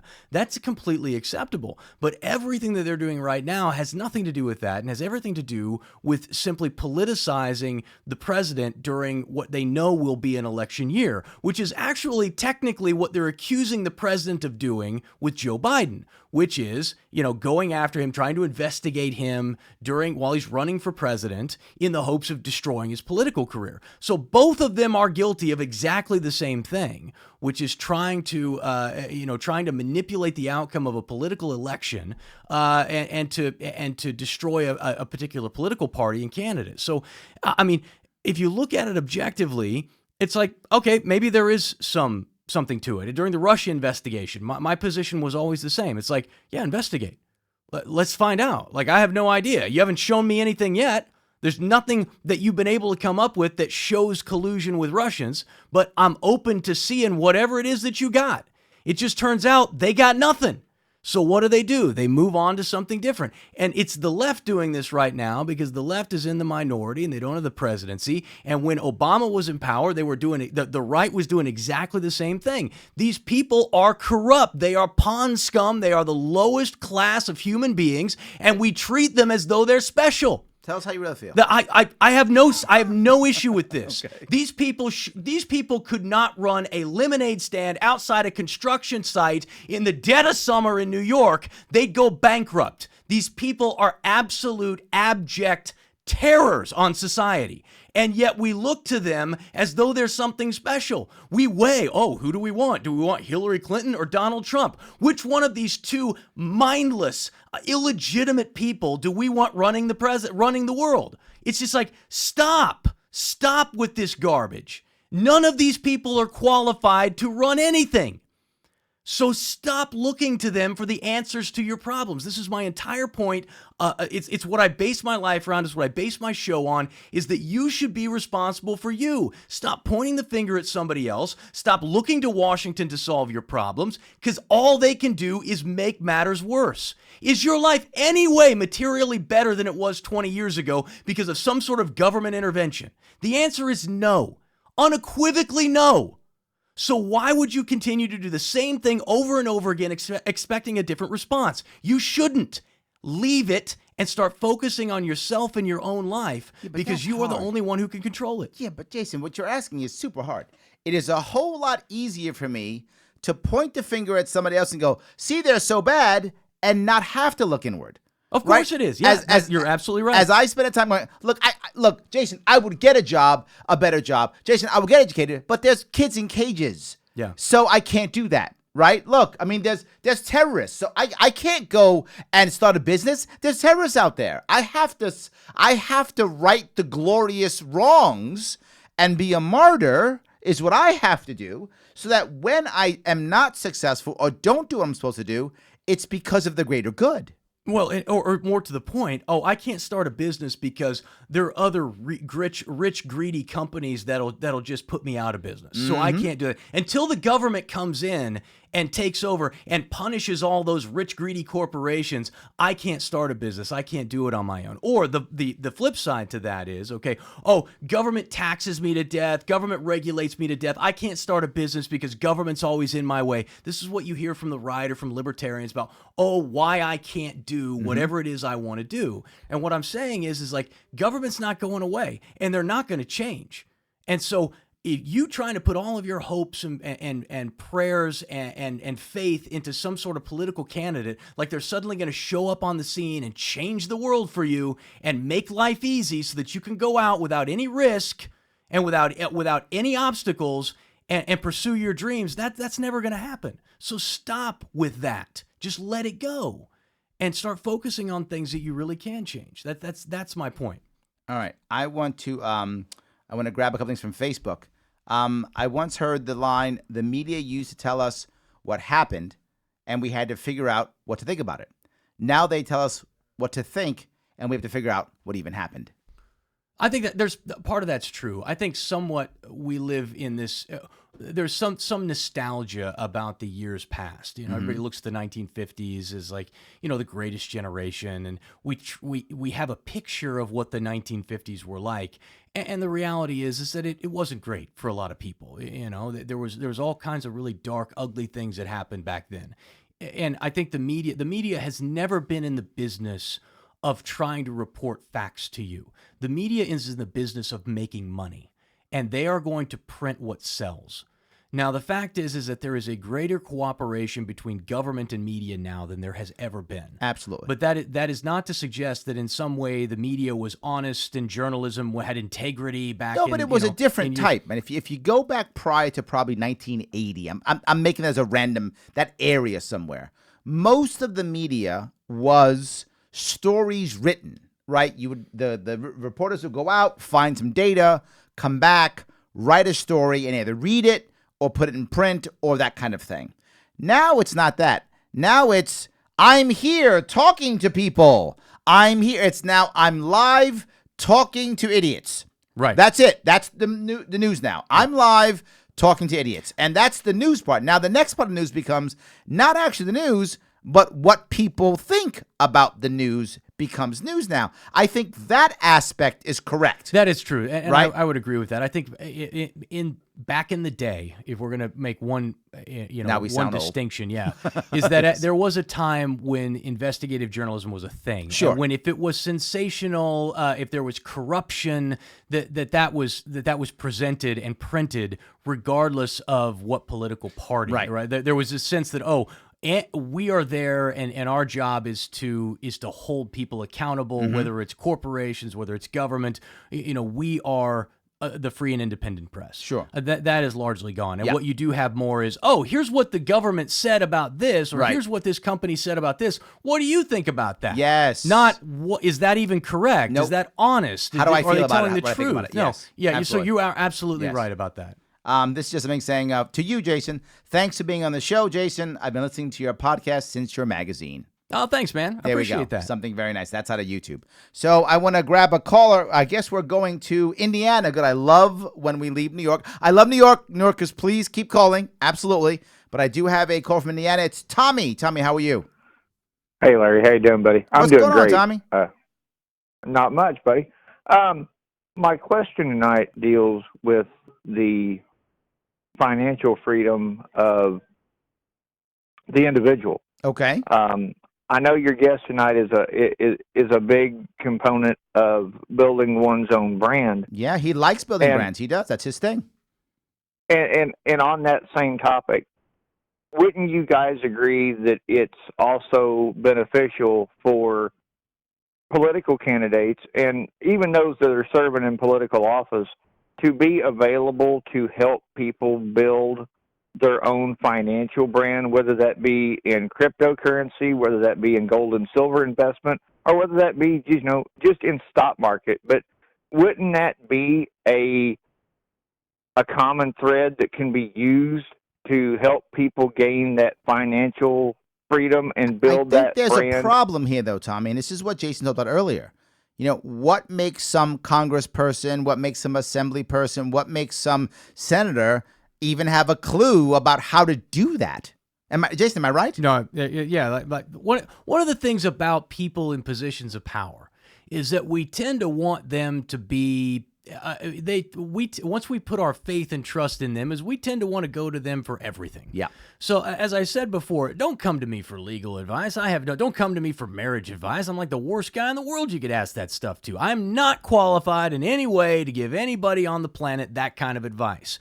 I am very skilled in a very narrow subject matter. And so I think that if you're going to elect somebody to political office, they have a responsibility to fulfill on the not necessarily even on the obligations that they committed to, but just whatever their platform was, whatever they told you that they believed. I want them to go to Congress, to go to the state house, wherever it is that they're at, and I want them to vote that way. I want them to live the values that they claimed to have when they got elected, and we don't see that. But I don't think beyond that they have any obligation to make sure that you're financially literate, or that you have a savings plan or any of that stuff. Number one, because that's not what they're there to do, and number two, they're likely not qualified for it anyway. I think you want, to your point, Jason, I think you want the person to not necessarily teach you, but to be the example, right?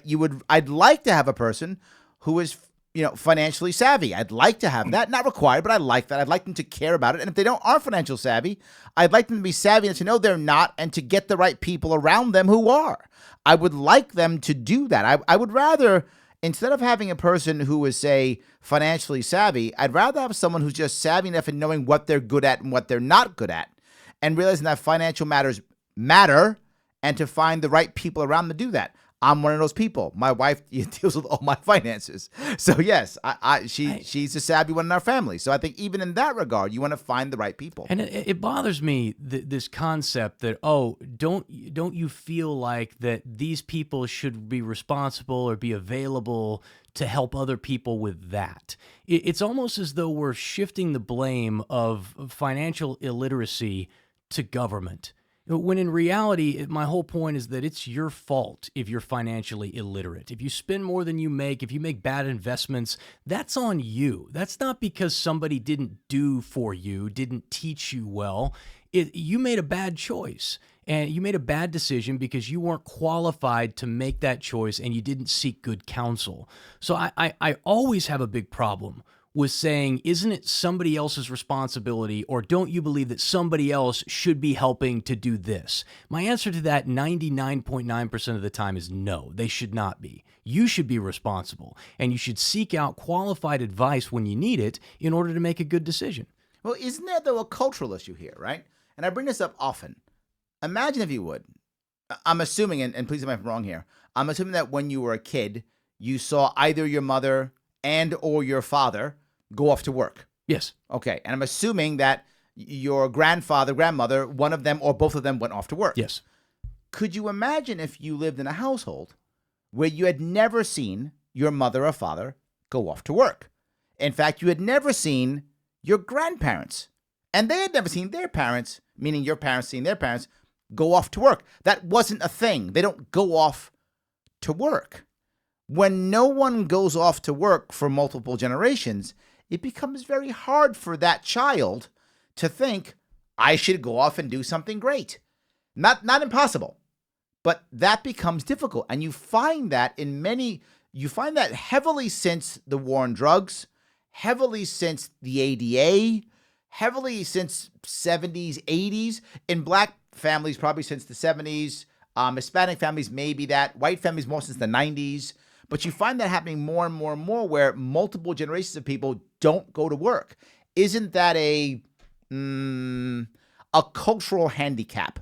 Without a doubt. I think it's one of the greatest injustice that government has done to the black community in particular is the fact that they legislatively removed fathers from the home because it was more profitable for them to leave. Yep. So even if he was a good man and he wanted to stay in the home and he wanted to try and support them, he was better off him leaving. And that created a scenario that ended up leading to generations of children growing up without a family unit and without that sort of support, and then ultimately babies having babies, and people who are you're talking about generational dependence on government. Yes. And it's very, very difficult, like you said, if you're a young man or a young woman and you're being raised in a society where nobody works, everybody's just figured out how to milk the system, and the only way you can ever hope to have more than what the government scraps will give to you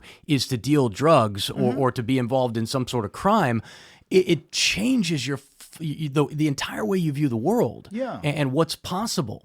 And what's worse is that we talked about this a little bit before the show, is that what's worse is that if you get somebody who's got a little bit of ambition and who wants to work hard to bring themselves and pull themselves out of that poverty, oftentimes that society ends up beating them down. Oh, yes. And saying, why? Well, who do you think you are to come up? And there's all kinds of stereotypes around that inside the community. It's like, who are you to think that you could be somebody? Absolutely. This is the best you're ever going to do. You're a nobody, like everybody else is a nobody. You can't get ahead. Yep. And the fact is that that's what the politicians preach to them too. And then once you go off, right, you're from Appalachia, or you're from the inner city, or whatever. Appalachia, I'll say it right. People get mad at me. You're from Appalachia, or you're from the inner city, or insert poor community here, and you do have some initiative. Well, where are you going to go? Probably drugs. Right? Yeah. Drug dealers are some of the most, entrepreneurial, initiative people initiative that there are. They go out there and run businesses, whatever. But now they're, of course, using force and violence because they can't use courts and cops. So they use force and violence. So now you get beat down by the system, right? Because now you're out there and you're selling your drugs, and which is your entrepreneurial spirit. You're making some money. Cops come by, off the jail. Now you're ruined. Yeah. So I think there are some cultural, and it's heavily in the black community earlier, but now this is race neutral now. It is. I think so. I think it is. I think it still disproportionately affects the black community above anybody else. It's a heavier trunk if you're brown and black. Yeah. But that was not the right term. I shouldn't say race neutral. But I'm saying it affects all races. Correct. That's what I would say. Yeah. But no question, it's far worse in black and brown communities. But there are a lot of white communities also. Like, it's affecting everybody now, right? So that now you have it's if I feel like it's a handicap. It's not a racial problem anymore. It's really is a poverty problem. There are too many people who are living in generational poverty, and again, it has everything to do with a bunch of Johnny do-gooders in Washington who, for their own political reasons, and because many of them probably wanted to do the right thing. I'm not so jaded as to believe that everybody in Washington does everything for self-interest. Sometimes they legitimately want to try and make a difference, and it also benefits them politically to do it, right? It's just they don't know what they're doing, and they shouldn't be making decisions because they don't recognize or understand the outcomes of it. Mm-hmm. And then the outcomes, of course, produce exactly the opposite result that they were hoping for, and we get what we have today.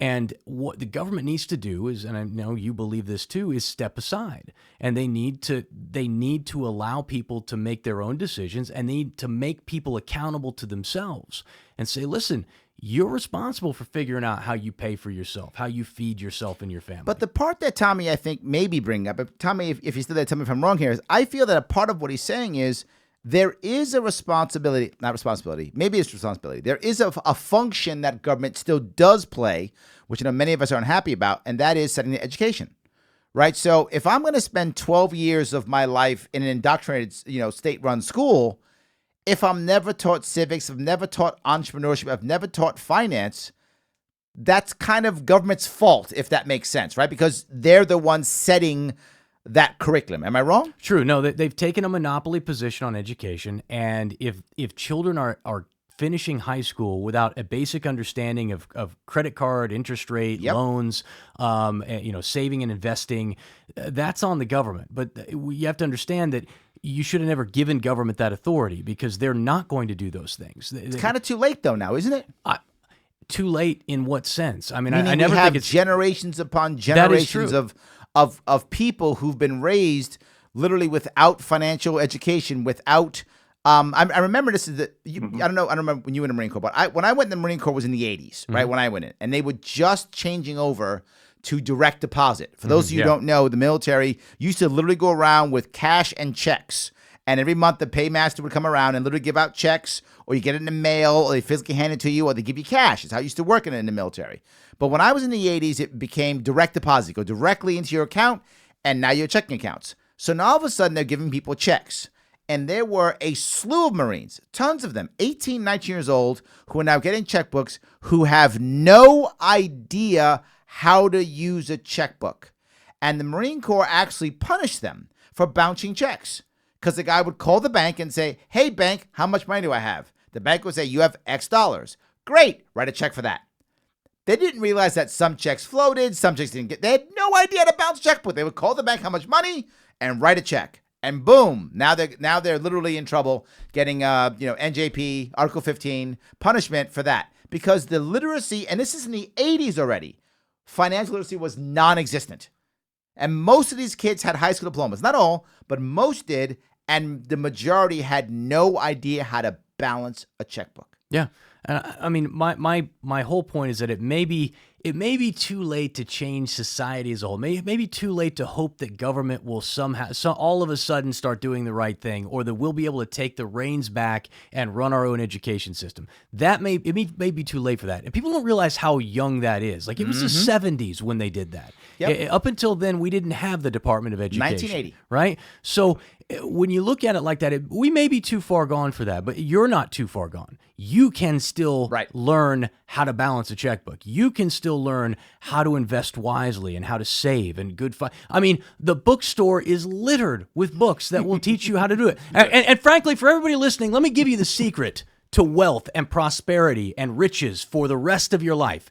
It's a two-step process. You'll never have to spend another dime on another personal finance book as long as you live. You want to know what it is? Tell me. Here's the two things. First thing, spend less than you make. That's it. No matter where you're at in life, spend less than you make. If you need to get a second job, get a second job. If you need a third job, get a third job, but spend less than you make. Second thing, save and invest what's left in things that you understand. And if you don't understand something, educate yourself on it. Spend some of that money that you're saving on your education. Those are the two things that no matter what else you do, if you follow those two laws, those two rules, you will be rich at the end of your life. And the problem is that people overcomplicate it. They think that there is some sort of special trick to it, and there's not. All you got to do is those two things. It is not complicated. We just don't teach people how to do it anymore. Tommy, that makes sense. Yeah, actually, Larry, you hit the nail right on the head with what I was saying. I had a feeling that's where you were going. I don't feel like that it's the government's responsibility to make sure that everybody's wealthy. What I was saying is I'm trying to do in my county commissioner campaign the same thing that you have done. What John McAfee does with cryptocurrency is you try to educate people the best you can, because after all, when it all boils down, you are a public servant when you are elected. Yep. So serve the public and educate them along the way, regardless of whether or not you have a financial degree. All right? We all learn at different levels. We all learn at different paces. But if we teach each other, we all benefit. I like that. That's my point. Yeah, no, right that's a fantastic way to look at it. But I think that that's not reserved to you as a political candidate. I think that's you being neighborly. I think that's what we do for our friends and our neighbors and the people that we care about. I think both are right. Yeah, I agree. Thanks, Tommy. I appreciate it, brother. No problem. Bye. Have a good one. All right, if I can, we're going to go over to Missouri, and we're going to chat with Colin out of Missouri. He wants to talk about voting, and I'm sorry Colin got upset and hung up. I guess he didn't like you, Tommy. Sorry about that. Anyway, I love Tommy. It's fine. So I guess you went to a spot, though. I know we've gone off of entrepreneurism and kind of back and forth. You brought up a very important point. You said there are two important laws, right? Spend less than you make, and then invest in something you understand. Yeah. How do you come up with that? Well, that's it. If you every personal finance book that you read comes down to those basic principles. Now, they go into a lot of detail on, okay, here's how you save less. Here's how you go through your budget. Here's how you do all the little minutia. But the reality is those are the two things. And, if you need help with the other stuff, well, then you can go out and you can learn a little bit about it. But I mean, ultimately what it comes down to is discipline. It comes down to delayed gratification. And most people have a really hard time with that. We live in a society now more than at any time in history where we can be instantly satisfied if we want something. Got my phone right here. It's going to satisfy me by going on Facebook. That's right. I can order I can virtually anything I want. I can get on Amazon and it can be here in 2 days. I don't have to. If I want food, Uber Eats will deliver it in 20 or 30 minutes. Absolutely. I don't have to wait anymore for anything. And so there is this sense of instant gratification, and you couple that with us always wanting to keep up with the Joneses. We want to be able to show that we're doing as well, if not better, than the other people in our group. And that ends up hampering our ability to save and invest. And so hold on now. You preach this. I do, yeah. So if you're preaching this, the worry I have is you have a similar problem that I have, which is when I'm preaching my Libertarian Party, the Democrats and Republicans, I have a tough time getting past their preconceived notions. I get a tough time getting past their habits of just voting red or voting blue. You've got to have the same problem. People just go, no, I've got to buy the newest iPhone, Jason. Yeah. Come on. And no, why would I want to delay my gratification when I don't need to anymore, Jay? You've got to get that. How do you get around that? I'm in the fortunate position where this goes back to influence and how to influence people, is that the best thing that you can do is tell people what they want to hear. Sure. Even if you go to the fitness section of the bookstore, we'll go back to the bookstore again. I know there's very few left in America. But let's imagine that we were in a bookstore and you go to the health and fitness section. There will be an entire section of books on how to lose weight without ever going to the gym. Of course. And then there will be other books that'll be talking about how to lose weight while you still eat all the stuff that you want to eat, but the special fitness routine, right? People tend to gravitate to what it is that they want. So the greatest amount of influence comes from telling people, agreeing with people and telling people what they want to hear. Sure. And so I always talk to my clients about entering the conversation that people are already having in their heads, finding alignment with them in some way, and then speaking to what they already believe or want to believe. And the fact is, if you've got somebody who doesn't want to save money, who wants to spend, who loves to spend, and who isn't in a mindset where they want to save and invest. It does. And you know what? There's a large group of people that you are not going to be able to help at this time in their life because they're not ready to receive that information, right? It's like if you're a hardcore Democrat and you've never been exposed to libertarian ideas, the idea that I'm going to show up on your doorstep, give you some magic phrase like spend less than you make, save and invest the rest, and suddenly that's going to change your worldview, that's not going to happen. But what I can do is I can try to find common ground. Like you've said, like, oh, don't you want things to be fair, right? That's entering the conversation that somebody's already having and aligning with what they already believe. And most of it is typically much more simplistic than we want to admit as human beings. Most of it is an emotional feeling. Oh, yeah. And if you can tie into that emotion and you can say something like that, don't you want things to be fair? Well, yeah, I want things to be fair. Yeah, okay, well, perfect. Well, then let me ask you about this. And all of a sudden, because you've aligned, you say, well, I really want things to be fair too. And here's why I can't align myself with that, because what you're saying makes things unfair and I want them to be fair. All of a sudden, even if you don't convert them in that conversation, they at least haven't rejected everything you say out of hand. And the next time we have a conversation, we're going to move them a little bit further and a little bit further. Influence is not something that happens instantly. It's something that happens over a period of time because the person that is listening to you begins to know, like, and trust you. Maybe they don't agree right away, but they know, like, and trust. And eventually, if they can get to that stage, the know, like, and trust stage, eventually they want to start to relinquish decision-making and control to you. So once they trust you, they will want you to tell them what to believe. They will, like listening to Fox News. If they trust Fox News because they're quote unquote fair and balanced, and that's what I believe, I bought into that, then I tune into Fox News to get fair, honest reporting. Now, you and I would look at that and laugh, but to them, that's what they've accepted as truth, and they're willing to accept what they put out on that news station as gospel, as though it's God's truth. Even though we both know it's nothing but manipulation like MSNBC. And so if we want to move, it doesn't matter whether you're trying to move people towards a political decision or to change parties, or you're trying to get them to save or get to start a business or motivate them to take action in any way, the goal is first to put yourself in a position where you can have influence over them. And to do that, it starts with alignment. It starts with you agreeing in some way, finding that common ground. You're not saying lying here. No, not at all. Not at all. So one of the ways that... Because that's the worry that I have is that someone's going to hear, so start by lying. Right. Right? And then sneak the truth in behind them. Yeah. No. So let's look at it like this. Let's take climate change, for example. Okay. I don't believe in climate. I don't think that man-made climate change is having nearly the effect that people say it is. And I certainly think that there is much more political activism happening there in order to separate you from your freedom and from your money, and to push more control to the central government. That's what I legitimately believe. Okay. Now, when somebody comes to me and they talk, well, what do you think about climate change? I said, well, I'm not sure about it.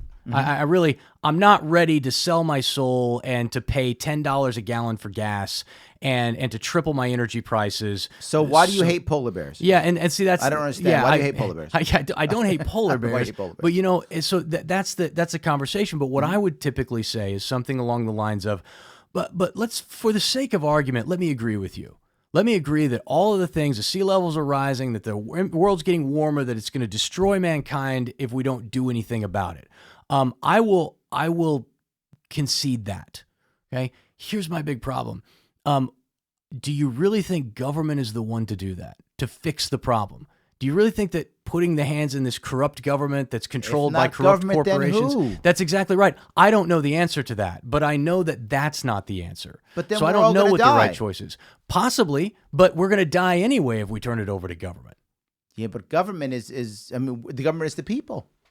I'm Is obviously it? teasing you. Yeah, no, but you see, yes, but most of the time, what I hear often is that I hear, if not government, who you can't trust the corporation. Look at BP, look at the Exxon Valdez, right? And so how can you trust a corporation? So obviously the other answer is government. You know, I think it starts with us. I think it starts with you and I having this conversation and both agreeing that we all want. See, that's the thing, is that we all tend to agree on these things. We all want clean water, clean air. We all want our kids to go to good schools and to live in safe neighborhoods, and for people to be able to go to the doctor when they're sick and be able to afford the medical treatment that they need. You know, these are all things that everybody agrees on. Where we come to disagreement is on how we achieve those ends. So I don't find it difficult at all on virtually any subject to find alignment with the people that I talk to, because I typically want the same things they do. I just disagree with how we come at it. Let's shift, if we could, a little bit, because you brought this up also, the idea of personal branding. And I bring this up because personal branding helps us to influence. It does. Right? It Yep. helps us to influence, right? Whether that's in business or in politics, whatever the case may be. The thing that many people don't see is in today's world, it's a whole lot harder to be a movie star, as an example, right? It's a whole lot easier, though, to be a working actor. If that makes any sense, Sure, right? yeah. It's a whole lot harder to be a music superstar, rock star, but a whole lot easier to be a working drummer, right? It's a lot easier to just do that thing, right? So, but that bigger level is harder. And I use the example often of who's the woman who went to prison? Who's the designer? Martha Stewart. Martha Stewart. Martha Stewart, right? Martha Stewart. Martha Stewart is basically an interior designer. She makes at least 1,000 times more than the average interior designer, right? She probably makes at least 100 times more than some of the greatest interior designers. Is she actually 100 times better? Oh, in no way. No. She may be better. In some cases, she's probably not better. But is her brand 100 times better? Absolutely yes. Without question, Martha Stewart's brand is 100 times better. But is her skill set? No. It may be better. I don't know. I'm not a designer. I don't know how that works. But it's not much 100 times. But her brand is. Brand helps you to influence. Personal brand, now more than anything, actually allows you to be almost that superstar, right? It also makes politicians superstars, but they weren't before. It does. You bring up Martha Stewart, for example. So the first thing you have to explain or kind of articulate is what's the difference? What is a brand versus, say, a commodity? So a commodity is what most people have. Their job, what they do, they're a commodity. Their job will pay a specific amount of money, and if they want to work in the industry, there's a range that they're gonna get outside of, because they can hire somebody else with the same skill set to do that work, right? And you're typically coming to them without prior reputation, which is difficult. A brand is a unique promise of value. Unique being it only comes from you or from what you have. And that promise of value can be anything. So Martha Stewart, what is it that she sells? Okay, Martha Stewart sells luxury to the middle class. Her entire brand was built around, here's how you have this upscale, luxury kind of life, on a middle class budget, and her entire that was who she was. She was, if a lot of young people don't remember Martha Stewart back in the day, but she was this perfect woman who was wonderful and sweet and was so classy and so kind and just showed you how to do all of these incredible things and had time to create great crafts. She was the perfect woman. She was and everybody wanted what she had, and she taught you how to have this lifestyle without having the budget for it. That was her entire brand. And what is that worth? It's worth an infinite amount of money. There's nobody else who could be Martha Stewart. She's the only one. And so what I talk to people about is I said, the reason we develop brand, and especially in 2019, 2020, we have an opportunity like never before to create that brand. And it doesn't have to be massive. It can be small and still generate you an incredible living. And multiples beyond what you could make if you didn't have it. And all you want to do is just establish yourself as an authority in some area. So the brand is not a logo. No, brand's not a logo. Logo doesn't even matter. Is not a logo. No, the brand is at all a logo at all. Are we sure it isn't a logo? I'm kidding. Yes, and having a nice logo helps. There's no doubt. Having a an icon that people recognize or associate with your brand is important. It can be important, but it's not a necessity. Sure. Rush Limbaugh doesn't have a logo. He's got his name and a signature, but a lot of people who listen to him for years don't really know what that looks like. It's not important. What Rush Limbaugh sells, by the way, is a place for people to come and feel smarter than everybody else. That's what he sells. It's right wing. I'm better than you. And so when you understand what you're selling to people, you can develop a brand around that. So what I take people through is a process of understanding who they are first. Like, what do you want to be known for? Because you have a brand whether you want to admit it or not. Absolutely. You are known for something in your office, to your home, your family. You're known for something. Online nowadays, you're known for something, sure. Right? So most people have not been deliberate about that. And so the first thing that we do, and I work with clients on, is let's figure out what you actually want to be known for. Right. Because we're going to need to change some things. So we go through that process, and then we look at, okay, who is it that you're trying to attract? Because we're going to speak to those people specifically. And how do we need to communicate that message to them? Once we've done that, then it's a matter of creating content that both defines who you are and your unique promise of value and speaks directly to the type of people that you want to influence. And it's not a quick process. It's like I said, influence doesn't happen overnight. Sure. But you develop a brand over a period of time. And what happens is once people know you for something, that tends to spiral. And it tends to grow. And now once they can kind of put you in a box, as long as it's in the right box, it does what you need it to do. It starts to draw people in like a magnet. One of the big problems today is getting recognized online. Oh, yes. Because everybody's doing it, right? Everyone's doing it. And the cost of advertising online is going way up. And also all of the, we used to have organic. Like you could put stuff out there and organically it would just kind of go out. Well, people like Facebook and Google figured out that, hey, if we reduce the organic traffic, then people have to pay, right? And so the question is, if you don't have a massive budget to promote online, how do you, in an era where you can't market organically, how do you reach people? Right. And the way you have to do it is you have to become someone who your audience and your ideal prospect deliberately and continually seeks out. So the people who are here listening to your show right now, they're deliberately seeking you out. They came deliberately seeking me out. Thank you. Yeah. They're here. They're calling in. They're interested, which means you've created a brand that they want to come to. And they go looking for, when's Larry's show coming? Who's he got on the show, right? They're paying attention to you rather than the other way around. Right. And that's the goal. And that takes deliberate and consistent action on your part. And you got to know what you're doing. But let me go to a different level of personal brand. What if I'm not this podcast guy? What if I'm a guy or a gal in a company? I'm just in a business, right? I'm trying to be the entrepreneur you talked about, right? I'm just trying to make my life better. I'm trying to show value to my boss, that I don't have to be micromanaged, that I can, you say, Larry, take care of that. And I go, gotcha, boss. And you know it's taken care of. And I come back a week later, here, boss, see, taken care of, just the way you like it. How do I build my personal brand in that world? Or does The same. It actually is the same. It doesn't really matter where you're building the brand. You are going to be. I talk about it online like building a caricature of yourself. So again, you said it's not lying, and it's absolutely not. That's not what we're doing. If your audience is familiar with a caricature, you go there and it's like it's a cartoon version of who you are, and they turn it around and you see, oh, you got the big forehead or the big ears. They've accentuated some aspect of your body, and you're like, oh, that's me. It's just a funny, entertaining version of me. Well, we do the same thing when we show people who we are, is we decide what aspects of our personality, what aspects of our beliefs that we want to accentuate and which parts do we not. And that's not, it's what everybody does all the time. It's just most people aren't deliberate about it. So if you're trying to get a raise or you're trying to have better relationships with your coworkers or be a better leader for your team, it's the same thing.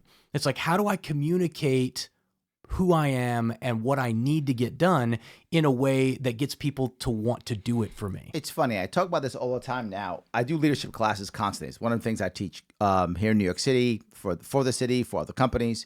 And I bring up the idea that this is actually a world where it's post-industrial, right? Yes. That leadership prior to this in the industrial age was much more about process and resources and making sure each cog fit perfectly in each, piece. And that was what we really worried about. And now just go faster, go faster, go faster, go faster. But today it's more about leadership, which means I don't need your arms and legs as much as I used to. I still need them, but I need your initiative and your brain more. I need your experience and your judgment more than I've ever needed it. So I've got to get you to want to do it, to get that, right? If I want to get your brain at its maximum, your experience, your intellect, everything to the best of my ability, you've got to want to do it. So leadership is no longer about just how accurate is my communication, but it's the result, right? Yes. What am I getting? Am I getting what I want from my juniors and my peers and even my seniors, right? Am I training my seniors effectively to give me what I want and what I need to make this thing, whatever I'm doing, work? I think leadership is not about process. It's all about communication. You're exactly right. It's almost never about money. This is what a lot of entrepreneurs, a lot of business owners, CEOs don't understand, that very rarely are the people who work for you motivated primarily by money. Mm-hmm. Most of the entrepreneurs are like that. That's what they're looking at bottom line. That's the way they're keeping score, is like, did we make more this quarter, this month than last month or last quarter? Your employees don't think that way. And the people who work for you, if you work at a company, don't think that way. And what you've got to do is find out what it is that does motivate them, right, and work on that piece of it. And more importantly, how you communicate their value to them is of critical importance. And there is not what a lot of people want is they want like, oh, here's the formula of what it needs to be, and it doesn't work that way. It depends on the dynamic of the team. It depends on the corporate culture, what's been established there. You've got to learn to work within some of the confines that are established for you as the employee or as the team leader in that team, in that company. And so, but you've always got to remember that, mediocre leaders are affected by their environment. Superior leaders affect their environment. That I would agree with that. Right. So even though the environment may be negative or bad in any given case, a good leader will then shift it a bit. You're usually not going to change unless you're the owner and you bought the company. But unless that's the case, as a general rule, you can shift the environment and make it better or at least less bad. In your little piece of it, you can. You can, right? You can always make things a little bit better in your world. And the other piece is when you're dealing with a lot of juniors, sometimes just trying makes them respect you. Mm-hmm. Even if you hit your head against the wall, right? Jason's my boss and he's a jerk and I ask him for help and he doesn't help us.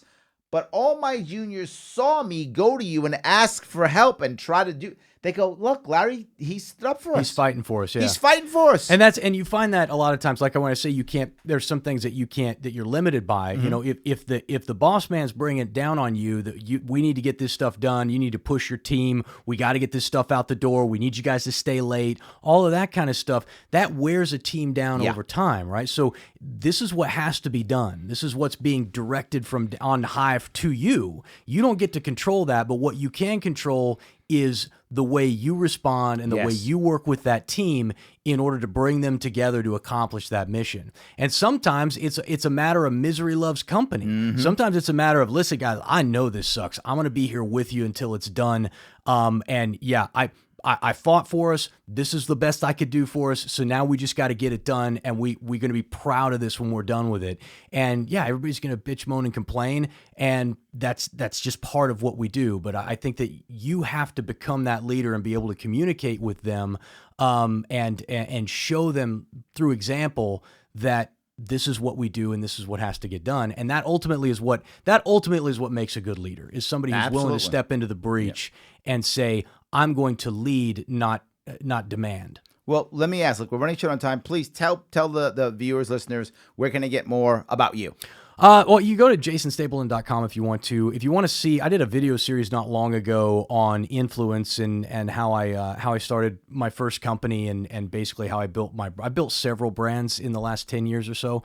And so more from jason.com, and that'll take you to that video series. It's free, and you can just watch it. There we go. And thank you for having me on the show. Of course. No, guys, if you want to support me, please head on over to patreon.com/Sharpe Way. Give what you can give so we can keep giving you this great stuff. I want to say thank you so much for coming this evening. Jason, thank you for joining us. Thank you, man. Appreciate it. Absolutely. I will see you guys next week here on the Sharpe Way.